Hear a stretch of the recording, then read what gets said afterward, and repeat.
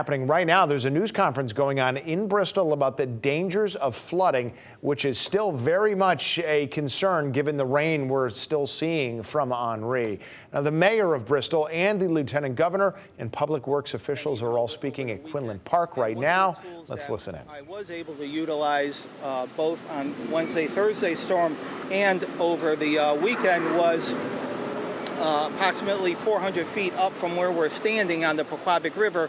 We have a USGS water gauge station. So literally every 5 minutes I can look and see what the river water surface elevation is, and I was able to monitor it through the storm. So Wednesday it was at 8 feet, during the storm event. Over the weekend at its high point it was 3.8. It has since gone down. And through actually an app I have on my phone, I'm able to get an alert if it gets to the point that it's 10 feet above base flow elevation. Once again, that's a tool for us just to monitor storm levels when we're not looking at the river ourselves. So, thank you. Sure. Okay. So as Superintendent Rob Longo stated, it's been a challenge draining the reservoirs. We've gotten about almost 6 inches of rain since Wednesday.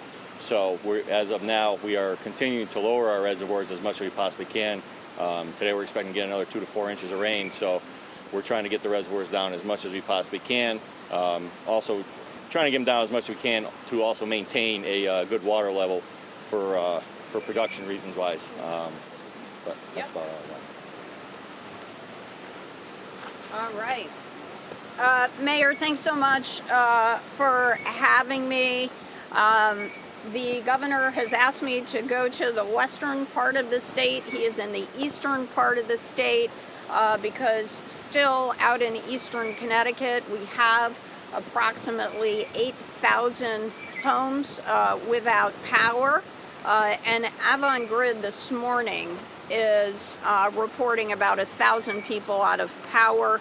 And we've been assured by the utility companies that by later today and into tomorrow, most of those homes will have their power restored. So we're very pleased that Connecticut dodged a major bullet, and we didn't have hundreds of thousands of people in our state without power.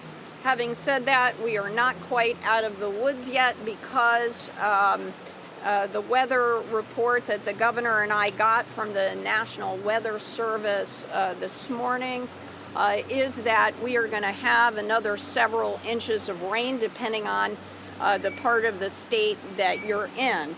And we're here in Bristol to take a look at examples of high water and potential flooding threats. I want to commend Mayor Zappo and her administration for taking very proactive steps to ensure that we will not have flooding in Bristol. But there are a couple of big concerns that the governor and I have for today. Number one is standing water. We got a lot of water yesterday. So please, if you're driving and you see water, we still have road closures across the state because of high water levels. Please do not drive through pools of standing water. Be very careful about that. Second, be careful about potential flash flooding. We are expecting thunderstorms and some heavy rain throughout the state. And finally, the accident that we had several weeks ago in the Farmington River where kids went swimming is really important to keep in mind. You see how fast this water is moving. We are expecting some hot weather tomorrow and later this week. And we are advising people not to go swimming for 72 hours. One reason is you see this very fast water levels that we are having all around the state. The other is there are very high bacteria levels because our sewage systems around the state are overwhelmed.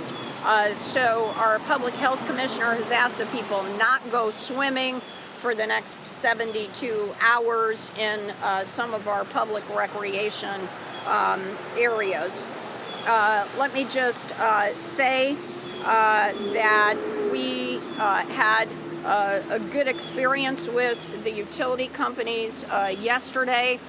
The steps that our legislature and PURA put into place ensured that the utility companies were ready to. All right, you've been listening to the Lieutenant Governor there talking about just concerns with all the water coming, that the Pequabic River could up and overflow. Bristol, one of those areas that got a lot of rain, and really I think just sort of their counterpart maybe on the other side of the Connecticut River, right in the Manchester area, might have the most rain, at least in eastern Connecticut, if not the entire state to this point. Although given that Henri is still dumping rain and a lot of rain on western Connecticut, as Matt Scott has said, western Connecticut might wind up with the most rainfall when all is said and done. So we'll have more on that coming up.